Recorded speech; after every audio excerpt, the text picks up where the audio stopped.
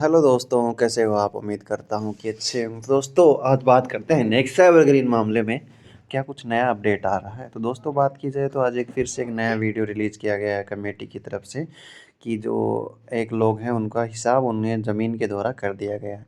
तो बाकी कमेटी की तरफ से भी यही बोला गया है कि ज़मीन का हिसाब धीरे-धीरे वो कर रहे हैं, जबकि जिन लोगों को पैसे का हिसाब करना है, वो पैसे का हिसाब है जो एमडी-सीएमडी की ज़मानत के बाद हो पाएगा।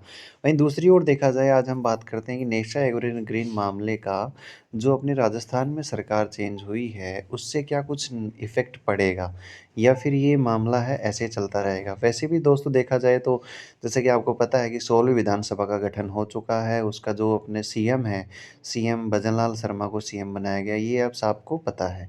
उसके दूसरा पहलू यदि देखा जाए तो उसमें क्या सरकार का कुछ इसमें इफ़ेक्ट रहेगा, उसकी यदि बात की जाए तो उसकी संभावना बहुत ही कम हमें दिखाई पड़ती है। यदि बात की जाए पिछली सरकार ने क्या कुछ इस मामले में किया, तो यदि हम बात करें पीछे जो सैनिक कल्याण मंत्री हमारे थे राजेंद्र गुड्डा, उदयपुर वाटी विधायक, उनसे हमारे कमेटी के सदस्यों ने 1-2 बार मुलाकात की थी। तो उन्होंने पूरा आश्वासन दिया था कि वो अपना जो ये फैसला है वो जो क्योंकि इसमें सैनिकों का पैसा अपना ज़्यादा फँसा हुआ है, उसके संदर्भ में उन्होंने बोला था कि वो हर सैनिक का जब तक पैसा वापस नहीं आ जाएगा तब तक पूरा साथ देंगे। लेकिन अब उनका मंत्री पद भी हट चुका है तथा वो चुनाव भी हार चुके हैं। उसके बाद यदि देखा जाए तो इस सरकार के बनने के बाद क्या इस सरकार ने कुछ हमसे वादा किया था चुनाव में, तो चुनाव में अपना जो ये मामला था बिल्कुल ही नहीं उठाया गया, या यूँ कहें कि किसी ने भी इस ओर ध्यान नहीं दिया कि ये नेक्सा एवरग्रीन का भी कोई मामला राजस्थान में हुआ है।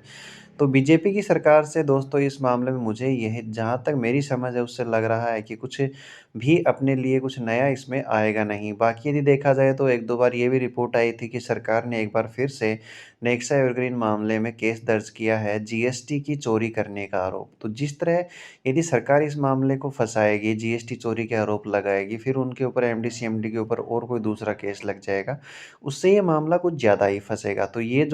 तो फिर दोस्तों उसमें होगा ये कि जीएसटी चोरी के मामले में फिर से हमें उनकी ज़मानत लेनी पड़ेगी। और बाकी यदि देखा जाए तो अभी तक कुछ भी सरकार की तरफ से कुछ स्पष्ट किया नहीं गया है कि किस तरह के क्या क्या मंत्रिमंडल होगा। मंत्रिमंडल आने के बाद ही कुछ स्पष्ट हो पाएगा कि कौन से जो सैनिक मंत्री बनाया जाता है, जो अपने इस मामले में अपना साथ देंगे या नहीं देंगे। तो हम पहले उम्मीद करनी चाहिए कि जल्दी से जल्दी सरकार के मंत्रिमंडल का गठन हो, और जैसे ही गठन होता है तो उसमें जो सैनिक और मंत्री बनाया जाता है वो अपने पक्ष में प्रयास करें, जिससे अपना जो फैसला है वो जल्दी हो जाए और तथा अपना पैसा वापस जल्दी रिफ़ंड हो जाए। और आपका